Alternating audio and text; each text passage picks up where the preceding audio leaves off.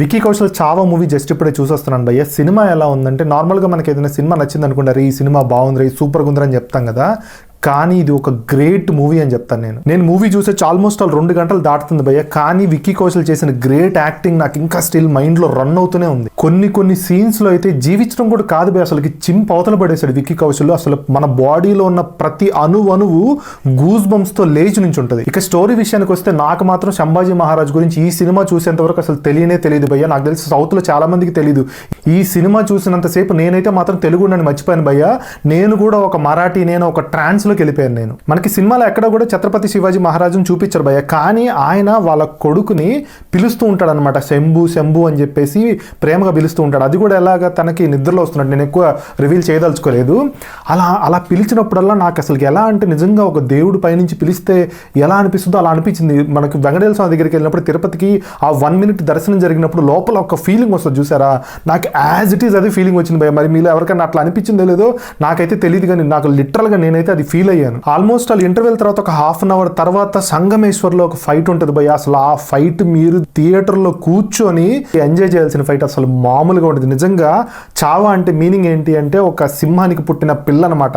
నిజంగా ఒక సింహం రియల్గా ఫైట్ చేస్తే ఎలా ఉంటుందో విక్కీ కౌశల్ లిటరల్గా ఆ పాత్రలో జీవించడం కాదు భయ్య, నేను చెప్తున్నాను కదా, మెంటల్ ఎక్కించి పడేశాడు. అసలుకి మీరు విక్కీ కౌశల్ యాక్టింగ్ కోసం అసలుకి కళ్ళు మూసుకొని వెళ్ళిపోవచ్చు భయ్య. నార్మల్గా మన వాళ్ళు సినిమాల్లో పెడుతుంటారు కదా, ఇల్లాజికల్గా ఎవరిని పడితే వాళ్ళని కొట్టడాలు, లేకపోతే లేడీస్ని అయితే ఇట్లా చేయడాలు, ఇట్లా ఇవన్నీ చూసినప్పుడు నాకు అవి ప్రాపర్గా ఎక్కవు అనమాట. ఆ ఎమోషన్ అనేది నాకు ఎక్కదనమాట. కానీ ఈ సినిమాలో ఆల్మోస్ట్ లాస్ట్ ఒక 30 to 40 minutes అనుకుంటే లిటరల్గా కళ్ళమ్మట ఎన్నిసార్లు నీళ్ళు వచ్చినాయి కూడా నాకైతే తెలియదు, కానీ అది రియల్ ఎమోషన్.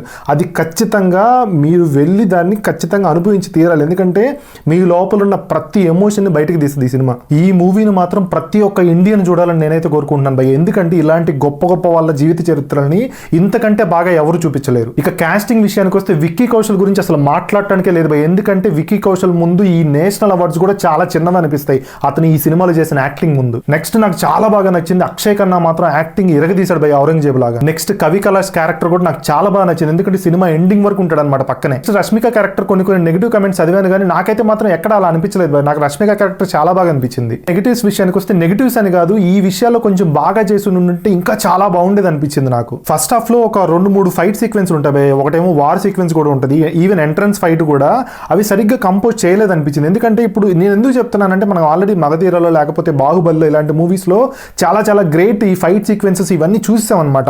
ఇవన్నీ ఎలా ఉన్నాయంటే ఊరక ఏదో కత్తులు తిప్పుతూ వెళ్తున్నట్టుగా అనిపించింది. అవి ఇంకా బాగా ఇంప్రూవ్ చేసి ఉంటే అసలు ఇంకా ఎక్స్ట్రాడినరీగా ఉండేది అనిపించింది. ఇంకొకటి ఏఆర్ రెహమాన్ నాకు ఎందుకో దీనికి న్యాయం చేయలేదేమో అనిపించింది, ఎందుకంటే ఒక 40% వరకు బాగానే ఉంది, కానీ రిమైనింగ్ 60% చాలా చోట్ల ఈ బ్యాక్గ్రౌండ్ స్కోర్ కావచ్చు, లేకపోతే ఈ నర్సింగే సాంగ్ కూడా సడన్ గా స్టార్ట్ అయిపోతుంది అనమాట. ఏఆర్ రెహమాన్ ఇంపాక్ట్ అంతగా నాకు తెలియలేదు.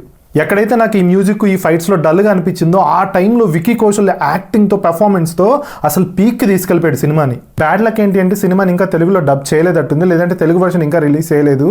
కానీ కుదిరినంత వరకు హిందీలోనే చూడటానికి ట్రై చేయండి, ఎందుకంటే డబ్బింగ్లో నాకు తెలిసి విక్కీ కౌశల్కి డబ్బింగ్ ప్రాపర్గా సెట్ అవుతుందో నాకైతే తెలీదు, కానీ చాలా వరకు మిస్ అవుతారని నేనైతే అనుకుంటున్నాను. జస్ట్ ఆ స్టోరీని కొంచెం తెలుసుకొని వెళ్ళినా కానీ ఈజీగా అర్థమైపోతుందని నేనైతే అనుకుంటున్నాను, కానీ ట్రై చేయండి. ఓవరాల్గా సినిమా మాత్రం యునానిమస్ బ్లాక్ బస్టర్ భయ్య, ప్రతి ఒక్క ఇండియన్ ఖచ్చితంగా చూసి తీరాల్సిన మూవీ.